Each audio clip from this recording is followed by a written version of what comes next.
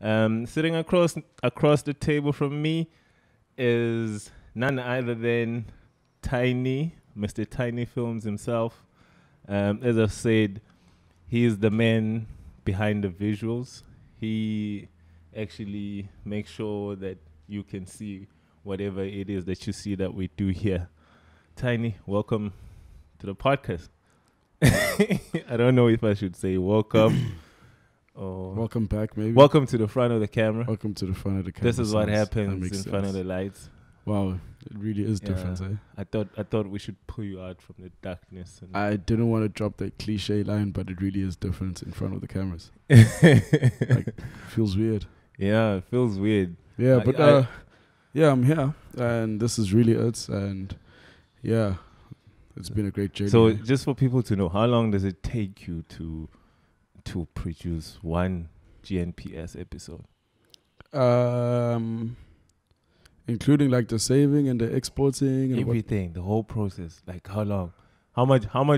Because I'm sure. I mean, we're not on schedule. We'd like to keep it to a week, like an episode a week. Yeah, the consistency. You know the story. Come on, you know the story. There. But we haven't been that consistent. But we will get there. Yeah, hopefully. So just how long? What happens? So of course in the beginning it was like, I won't say I took a long time, my first one. It was probably like up to an hour. Yeah, it was quick. It was quick-ish. Started getting quicker, of course. So now I'll probably take up to about 30 minutes. Yeah. So 25 to 30 minutes, you know. Yeah. Just depending on how long it is. So from here, so that means you're working double. So from here you move from front of the camera and you go look at what was happening. Straight up. And I gotta make myself look good, you know. Yeah. I gotta make myself look good. Wow. Well, yeah, you can't blame me. I mean, like, for every guest that comes and sit across me, I gotta take the blame if they don't look good. I can't say no, Tiny. Like, you call me. You call me, nigga. Make sure I look good. So for people that don't know, where are you from? Where are you from? Where did you grow up? Who are you? What makes up Tiny? Yo, a lot of things make up Tiny, actually. Yeah, we got the time. So I'm currently 21, turning 22. Yeah. I stayed in Richards Bay my whole life, basically. I was born at the Richards Bay Hospital. I grew up in a suburb called Richards Bay, right by the beach. Yeah. It was pretty cool growing up. Growing up was cool. I didn't know Zulu for a while.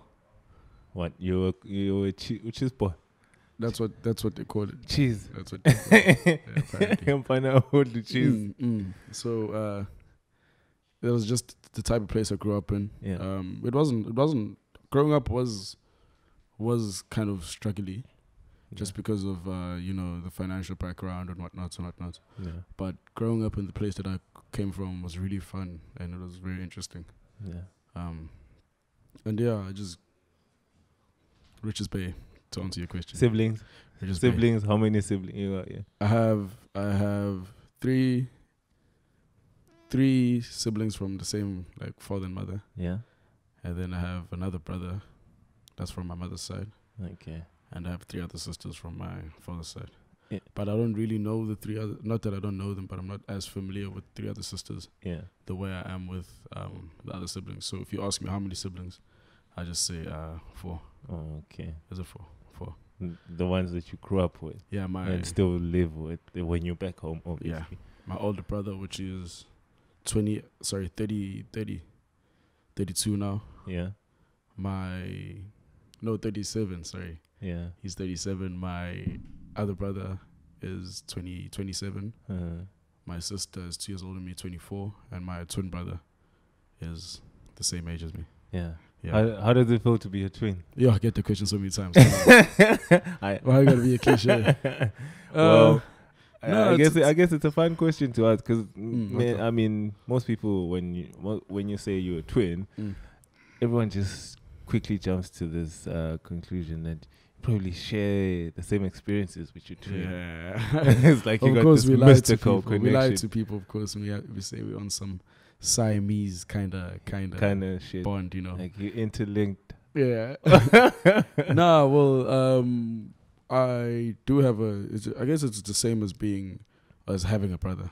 Okay. You know, because I have two other brothers and we basically have the same relationship. But of course, obviously, being just exposed to a lot of things together and growing up together, mostly surrounded by the same people and whatnot, you know, of course, that kind of made us the same. Yeah. But people, like, it's not as identical as people put it, you know. Yeah. Like, we're actually very different, but very alike at the same time. It's weird, but it is what it is. Yeah, you know, you're speaking of similarities, or it's something that you both share in common, is your passion for art, artistry, basically. Because I mean, here you are, you into making films, and your brother is a musician.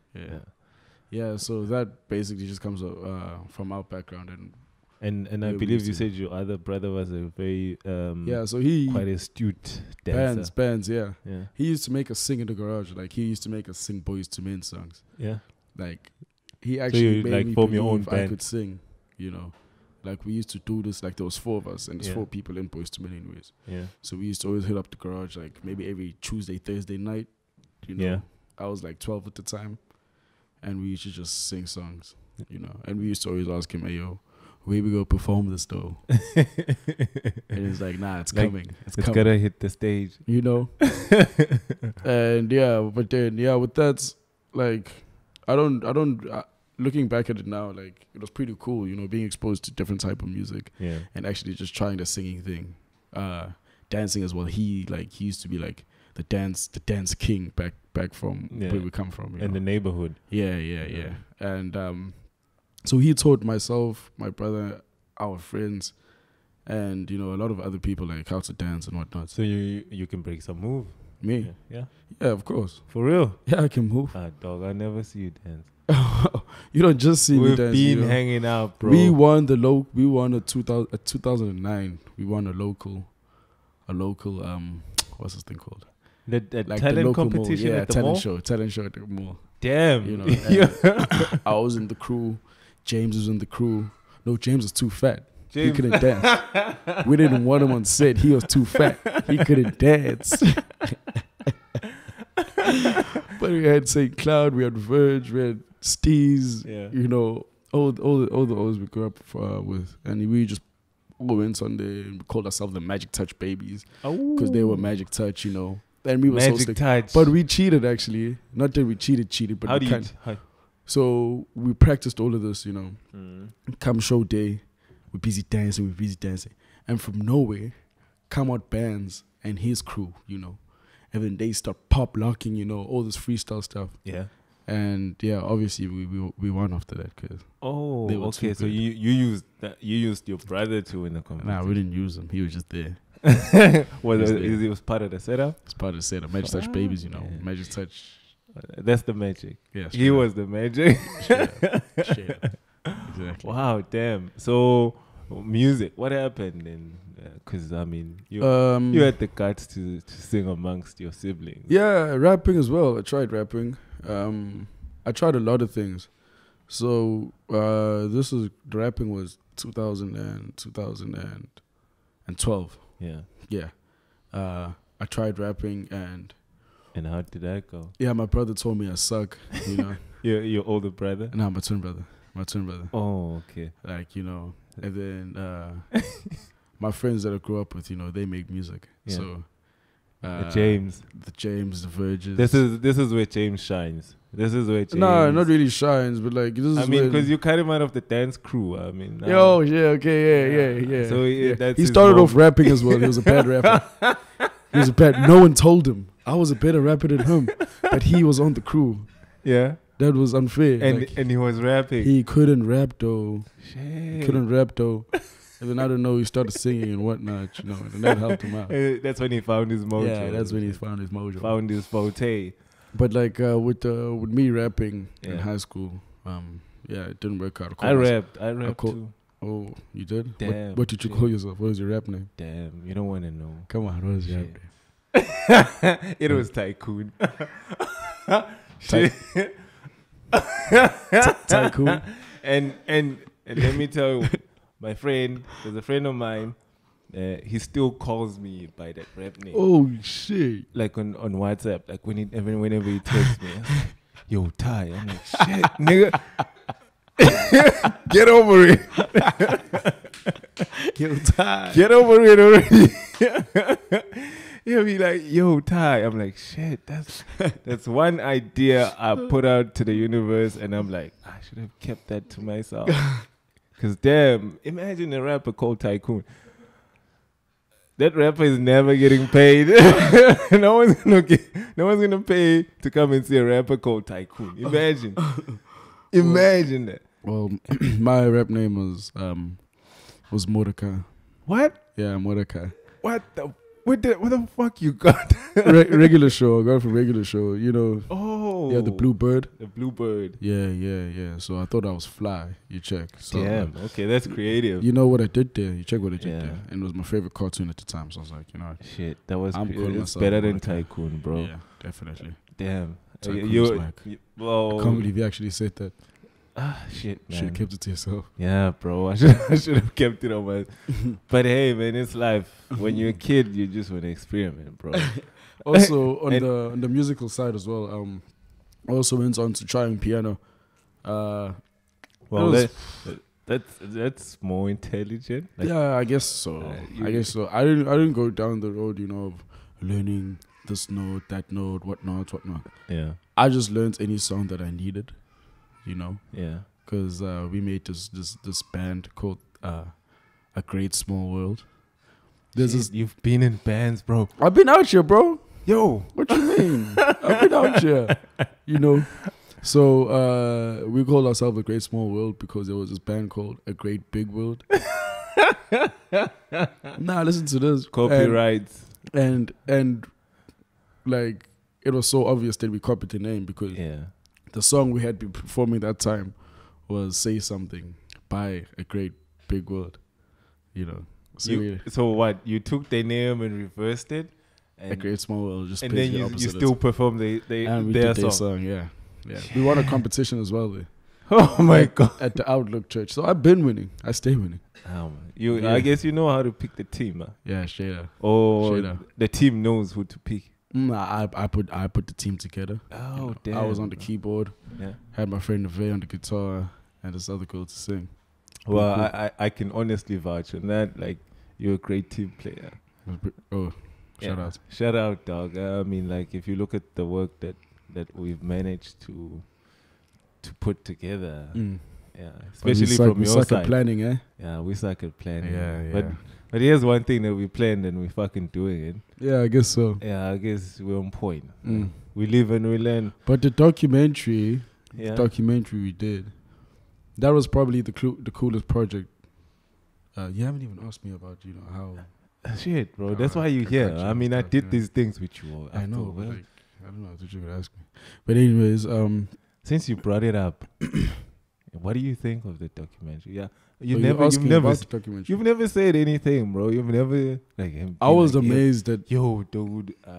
I've been looking at. You never said anything, bro. Like I was amazed that we pulled that off, bro. That was like 81 minutes, 1 hour 21 minutes of footage. Yeah, you know, and how many months? 3 months. 3 months.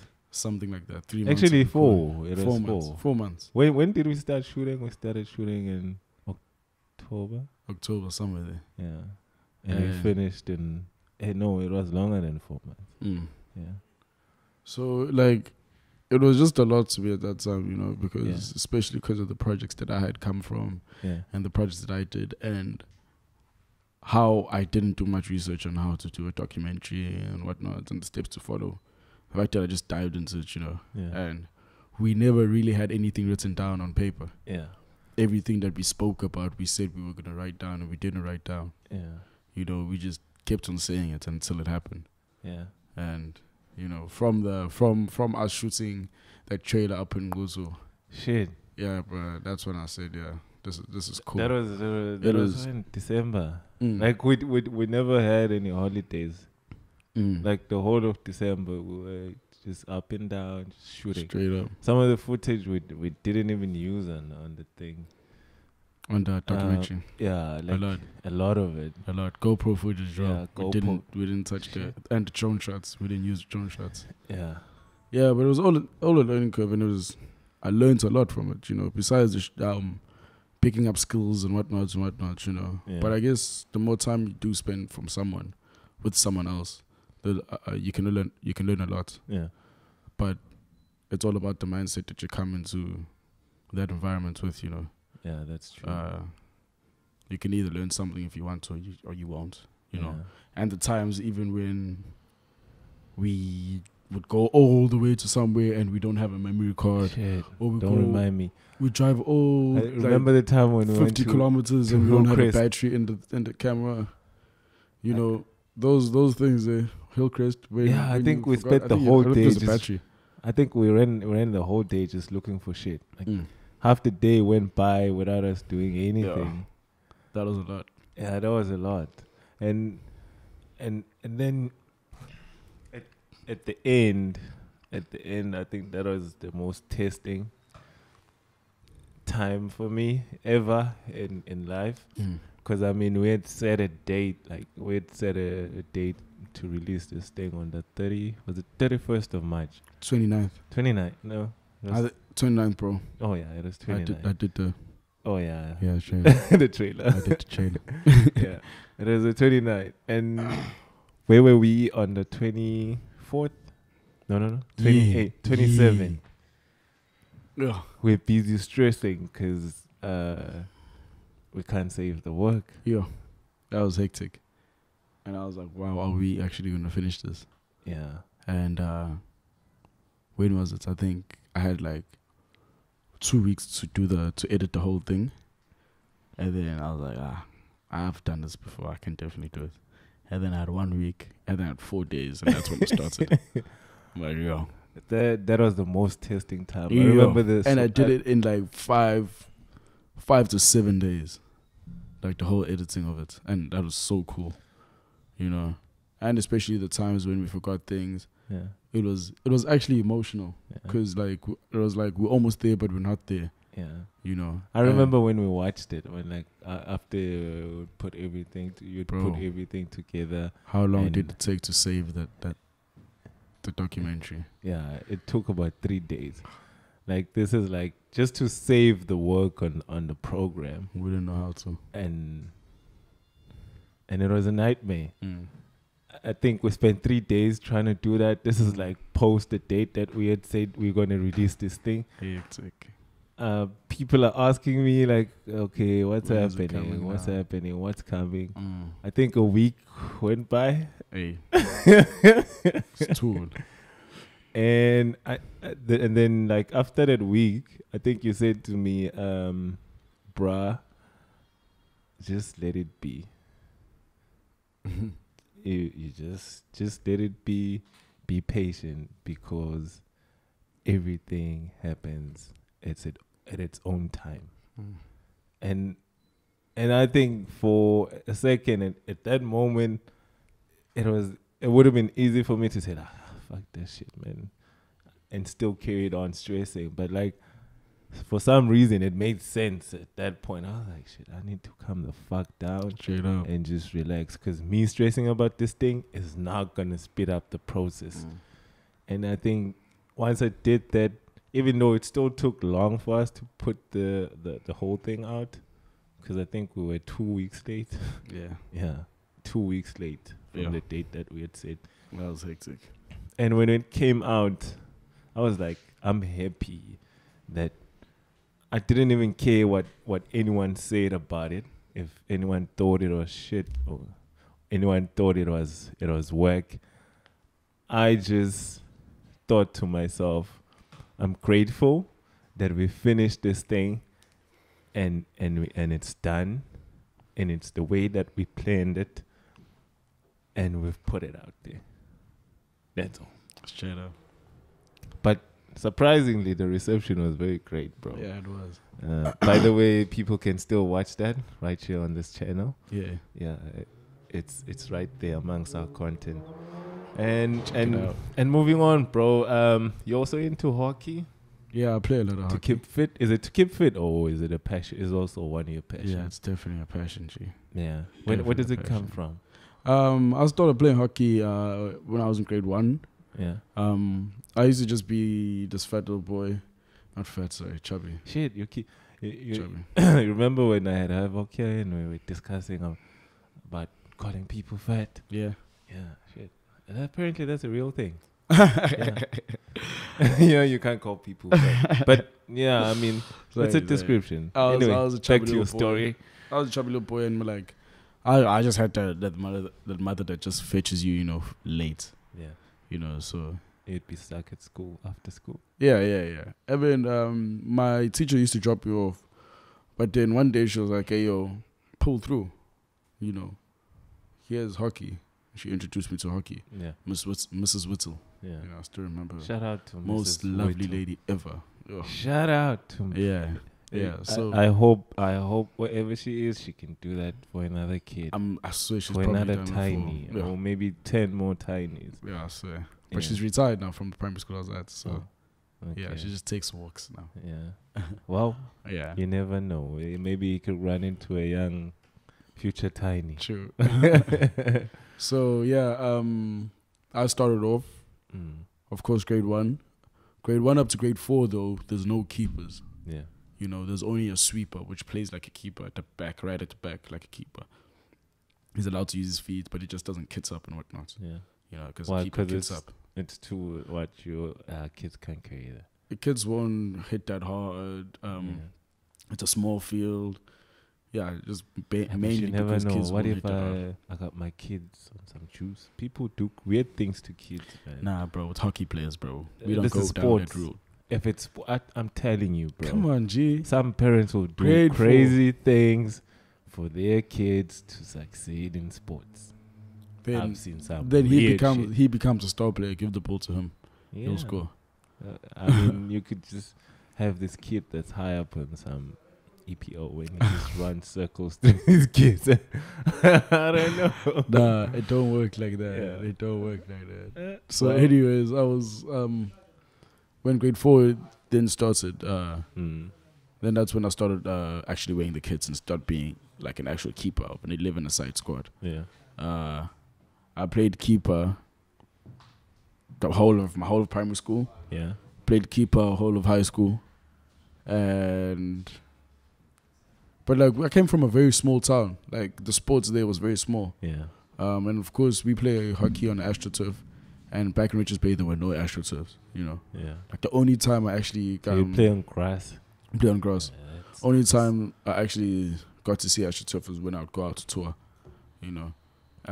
So when I saw that hockey is so different this side, I was like second year, 2 years ago.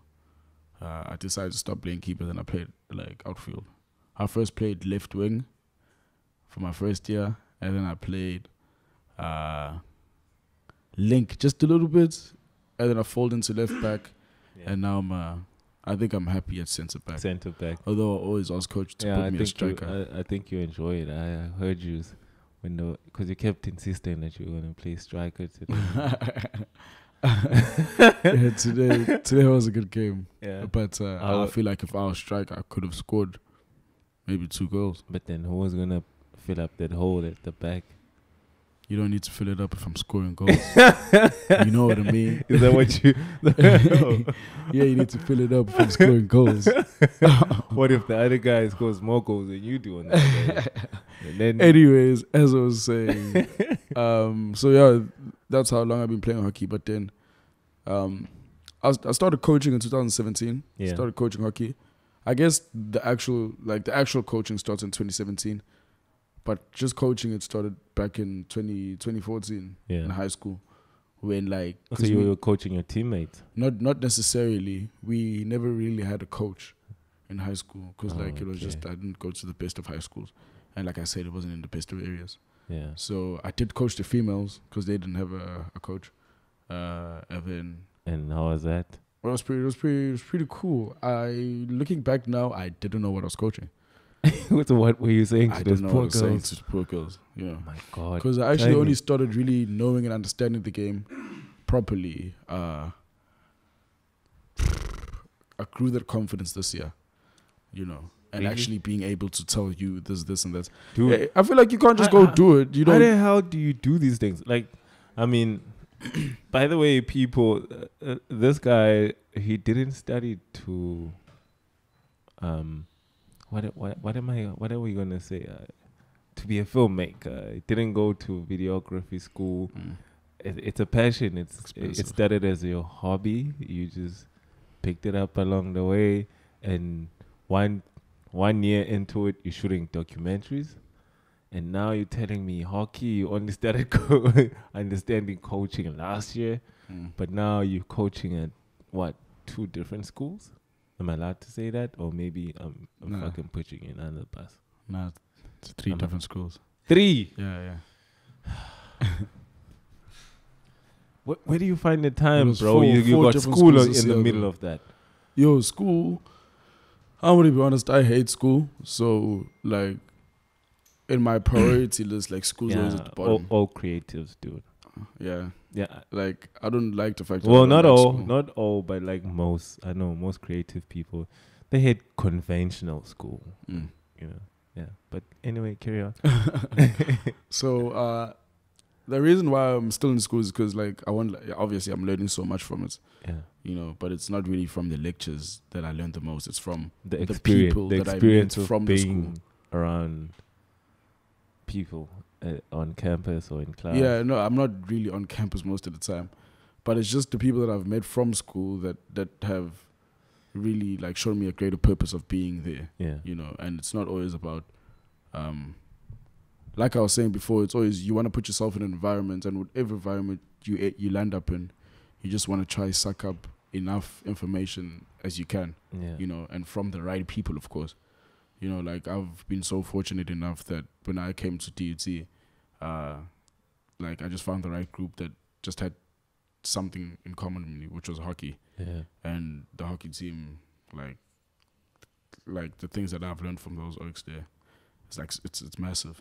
You check. Yeah. But I guess it's mainly because we found ourselves in the same environment that we both wanted to be in.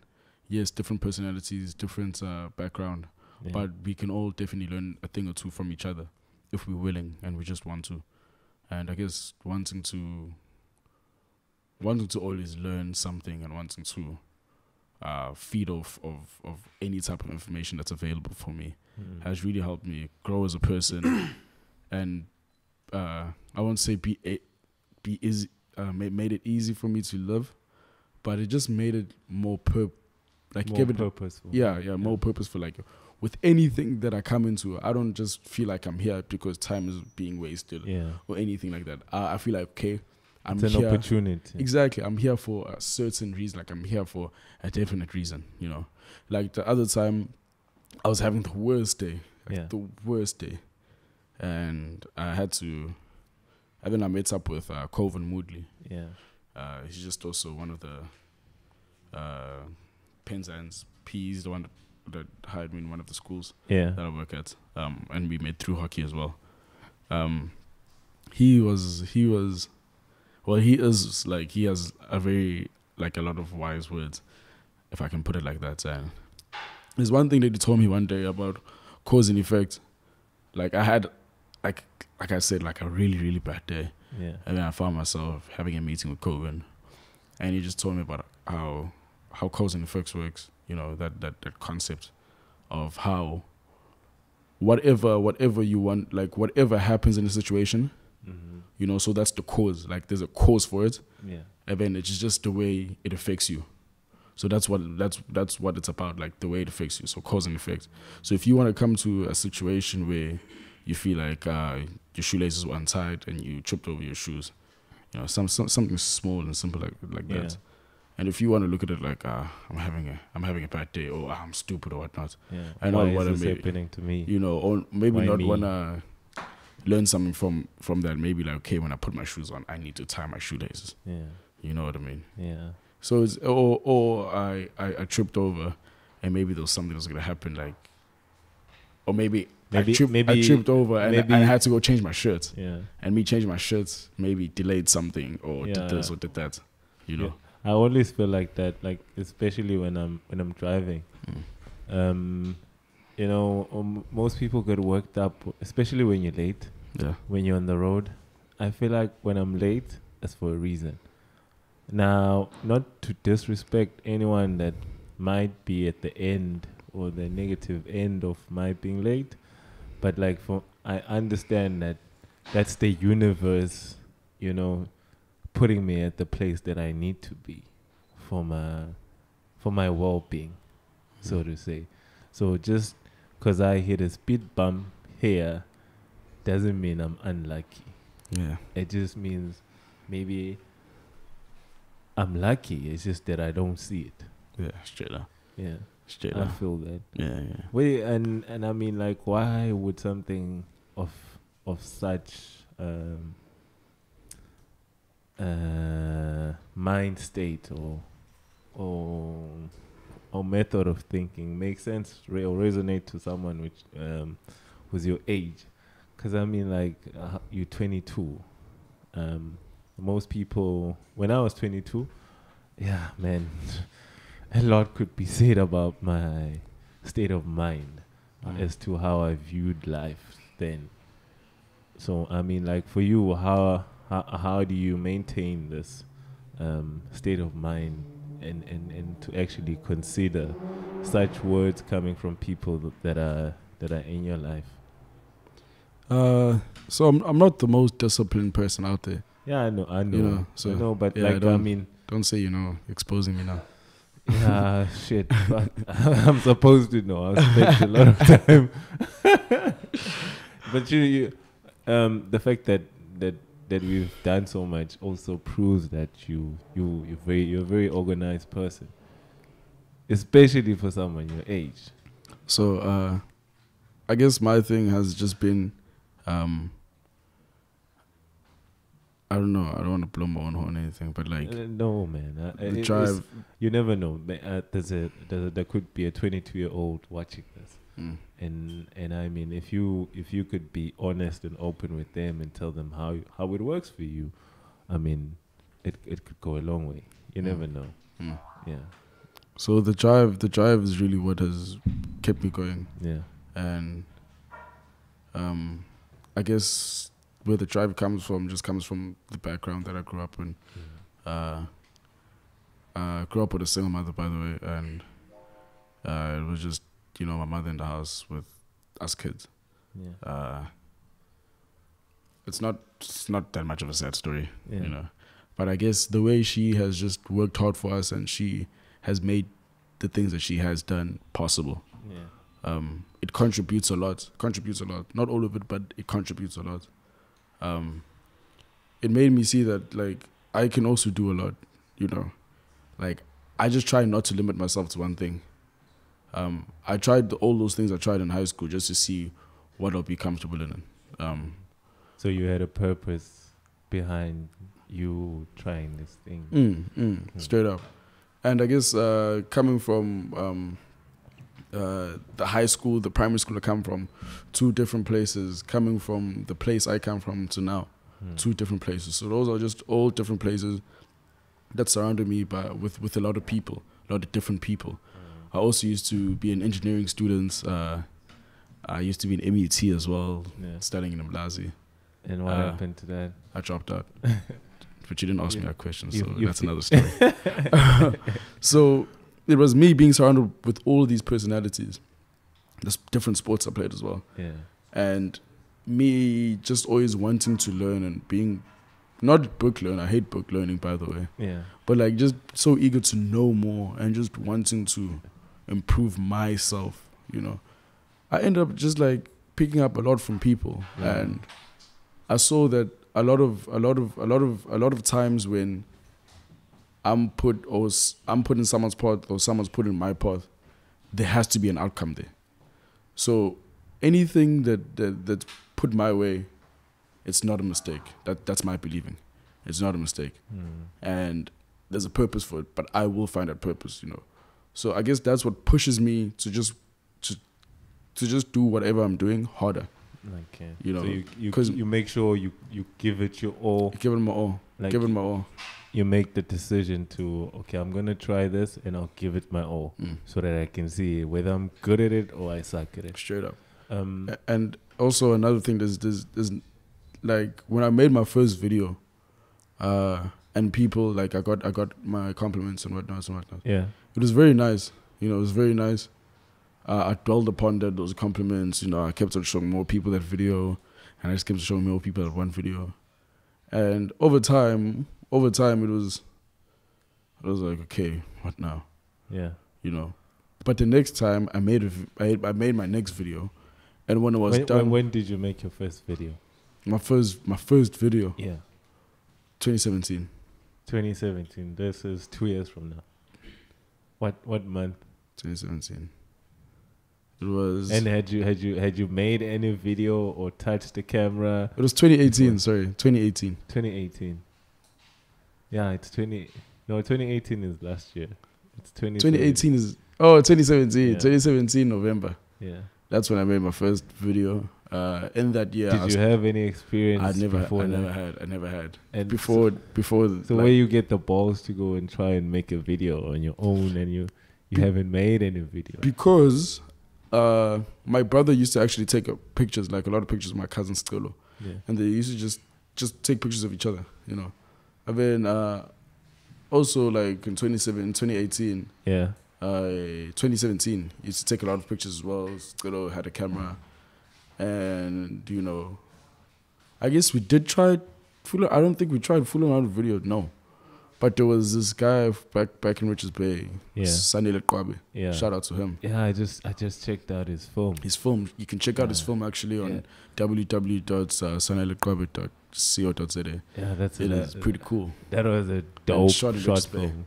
It was very nice. Very nice. And to think that I mean, it's from Richards Bay, bro. That's local talent. Yeah. And the work that he's doing, it's quite amazing. Yeah, great content. Yeah, I mean, I love it when independent artists, you know, they go out of the way to give it their all, just to, you know, put in work towards their passion, which is the same thing that you're doing. Sure.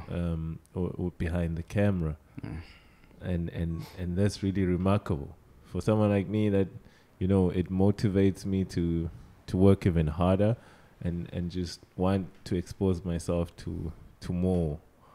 And if I can tell people, you haven't stopped at just shooting at us shooting the podcast.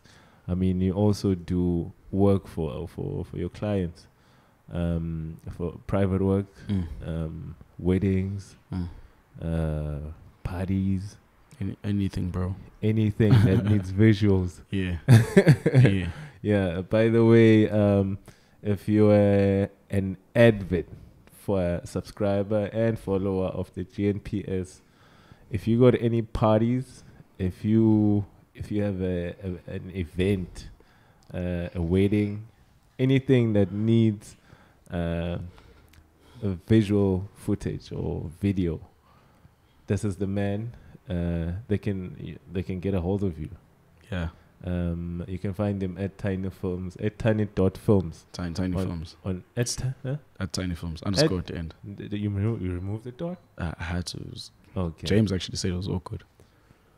So I just put underscore. Oh, James said it was awkward. Yeah. Okay, James. Okay, James. Yeah, man. This is the man. This is the man if you need that kind of work.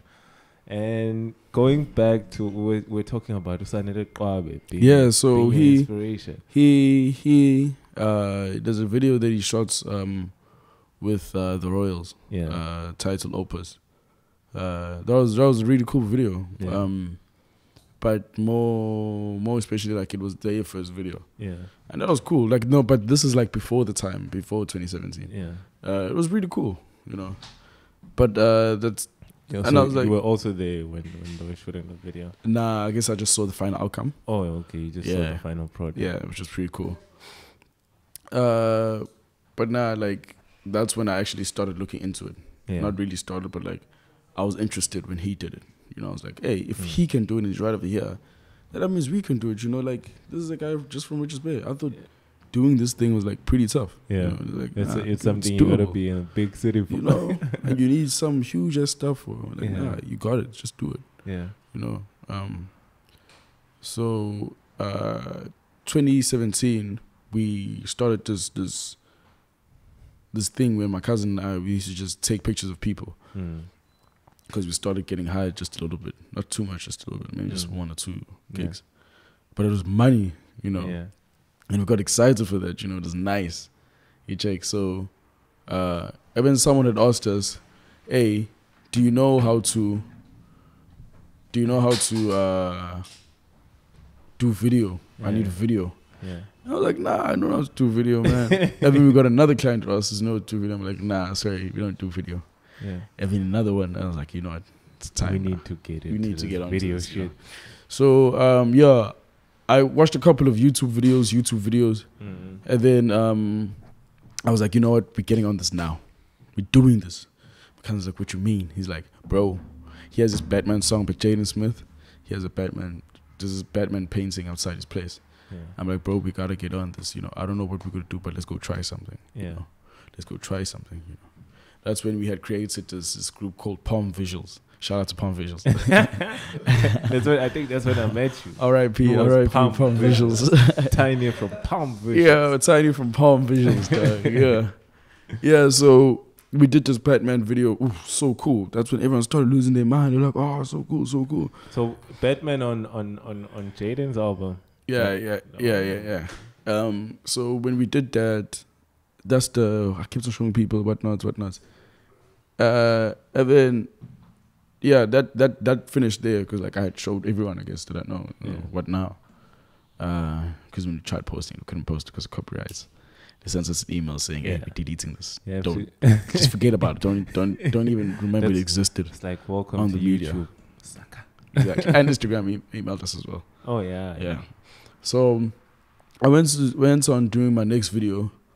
When I did my next video, like the hype I was getting for my first video, it was nice. You know, it was nice. It was a nice feeling. I'm talking about feelings now. It was a nice feeling. But the feeling that I got, like when I was working on my third video, when I was done my second video, was even better. So then, like, I was like, okay, what that means basically is that me celebrating the first video wasn't the greatest feeling as the feeling that I got when I was done with my second video and I was ready to do my third video. You know? Yeah. So then that's the feeling there that was like, wow, this is a very nice feeling. It feels like progress. Yeah. You know, it feels it's like we're moving moving to the next level. Yeah. It was such a nice feeling. So all I wanted to do was get something done, not so I can put it out there and people can say this and this and that. Just get something done and be consistent. Get something done so that I can move on to my next doing something else. Yeah. And compared to whatever I just did, I have to step it up because that's what it's about. It's about the progress. It's like you're setting the mark for yourself. I'm setting with everything that you do and put out, you're setting a mark for the next project. Basically. So you gotta work harder on the next one. To make sure it's once I want to celebrate on what happened, like what the video I've done or whatever I've done, and you can like look at this in any other things in life, you know. I mean, because I try to go out with this mentality now. Yeah. But you will be satisfied, and once you're satisfied with what you've done or what you are doing, then that's where it is. It just hits there. You just hit there. You know, there's no progression after that. Yeah.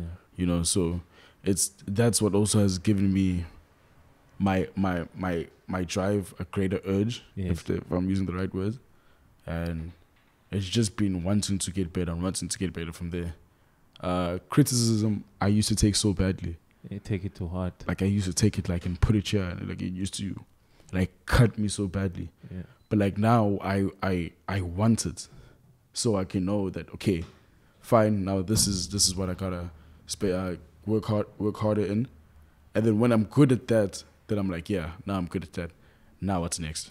You know? Yeah. And just try to step it up. Yeah, just try to step it up. That's so true. That's so true. And it's been, I guess, with that wanting to learn, wanting to get better and grow, that progressive mindsets has been Very nice. It comes like second nature now. Yeah. It's like a never-ending story, basically. Yeah. And I'm sure we all just want to carry on going with some kind of story. I mean, that's the point of doing anything. Anyway, it's to completely invest yourself in it and see what are the outcomes. If you succeed, you just build on that success, and you just keep taking it to the next level. Because, I mean, that's progress. That's what progress is about at the end of the day. And so, going forward, where do we see you in terms of hockey?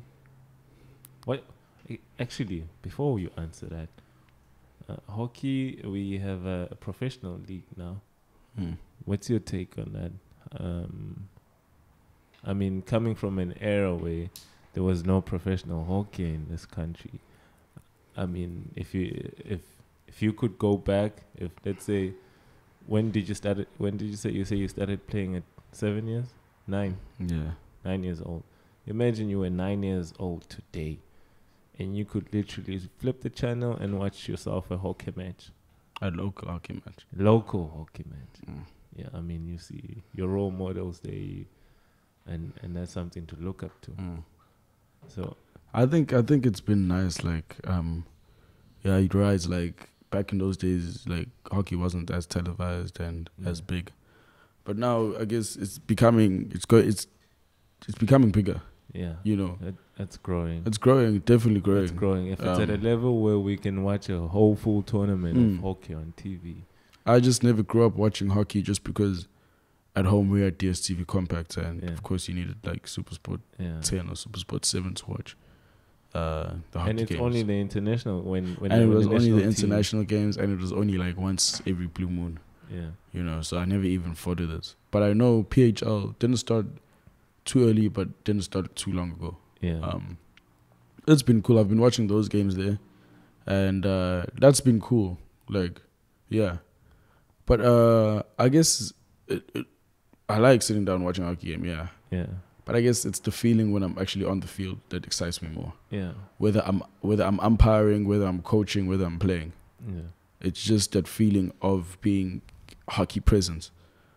That being in the presence. Of that excites me, you know. And I not that I like where do you ask me, where do you see me? Like I don't wanna be a big time hockey player. You know, I'm not trying to get better. Yeah. Because I want to be an SA player one day. Yeah. I'm just trying to get better because I'm competitive that way. Yeah. And I just want to learn more, you know. Also, just so. And if that would put you in a position where, you in the eyes of the national team. Nah, I'm good there, bro. I'm alright with that. Our national boys had to pay a couple of thousands to. Really? To tour, yeah. So they pay from their own pocket. It's hectic, you know. Wow. It's not big in the country yet. That's bad. It's not big in the country yet, so it's like a couple of thousands. That's bad. And like well, for me, I feel like maybe it's because I have a sporting background, but I feel like sports could go a long way in fixing, or not fixing, but like in aiding to fix our current problems, especially in this country. I mean, the people are being unemployed. The unemployment rate is rising. I mean, if professional sport could fill in a gap in that sense, like improving unemployment states, then why aren't we inspiring kids to participate in the sports, making sure they have the necessary tools and knowledge, most importantly, from people that have participated or are participating in the sports. I was like, on the previous episode when I was speaking to Havoc, like the work that you guys do with, especially at these hockey clinics that you guys are part of. I mean, the knowledge that you guys give out there, it's very valuable for those kids. And how does it feel being part of such a program where you are actually at a position where you can instill information and knowledge that you never had when you were at their age playing hockey. It's it's not even only at their age. Like, I understand that from where I'm coming from, like, hockey was very underdeveloped. Yeah. You know, so from primary school right up to high school, like, there was not much that was taught to us, you know, Yeah. in terms of hockey knowledge and whatnot. So when I got out here and, like, I learned so much, I was just so overwhelmed, and it was just so nice.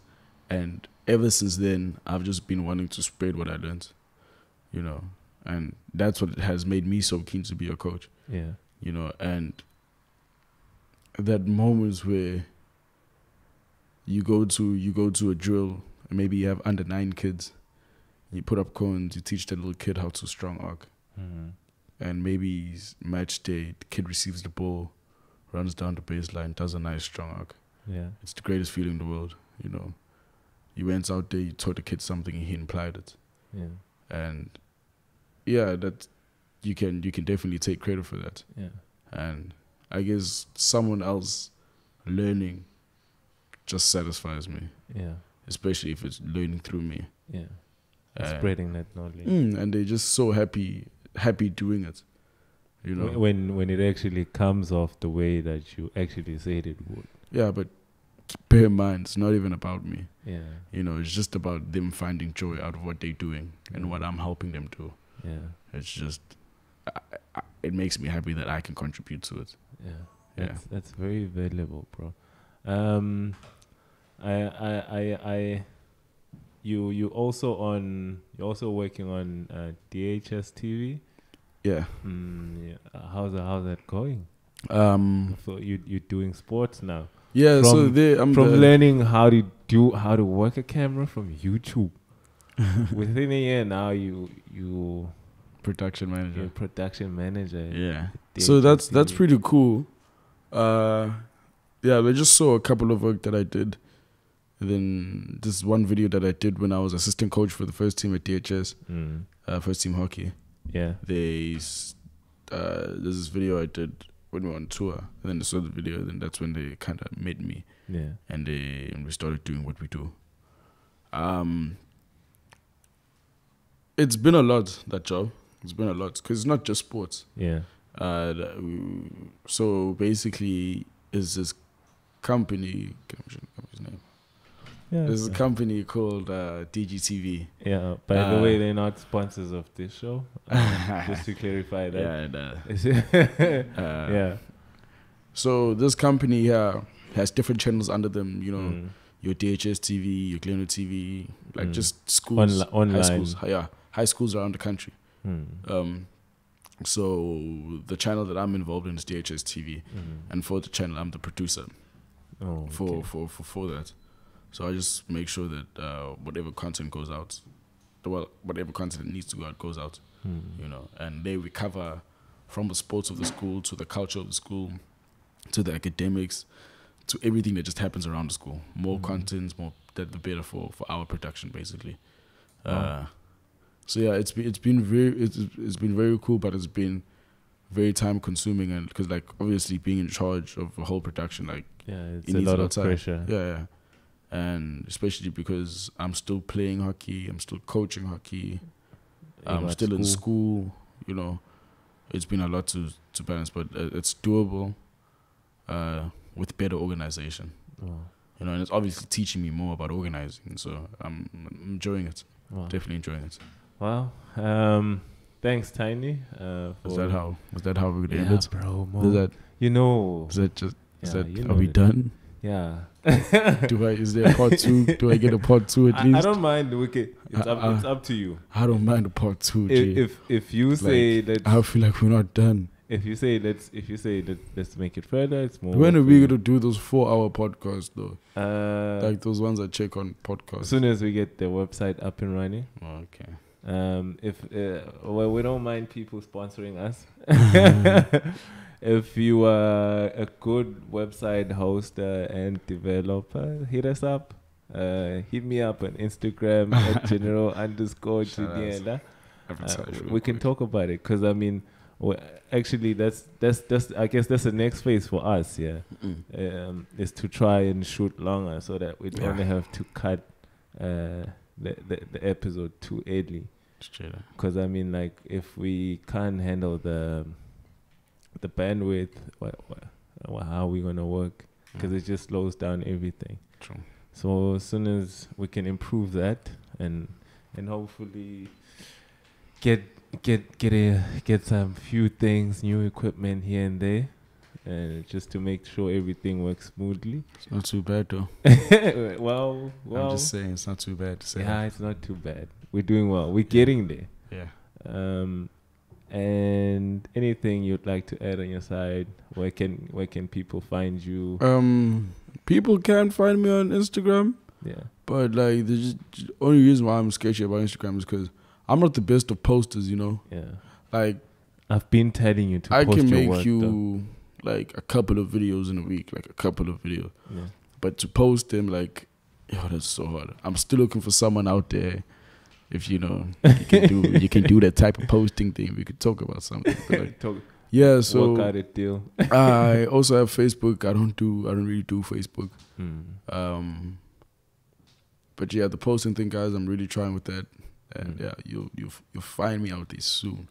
But definitely, Twitter. I'm active on Instagram, way more than Twitter. So Twitter, don't even try me. I ain't even gonna say my handle. Don't even try. Don't do that. Don't do that. You don't do. So you're I'm telling discreet. me I just miss like out working. on all the business on Twitter. Yeah, that's the thing. I just like sitting and working. You know, like but putting it out there and whatnot. Come on, Tiny.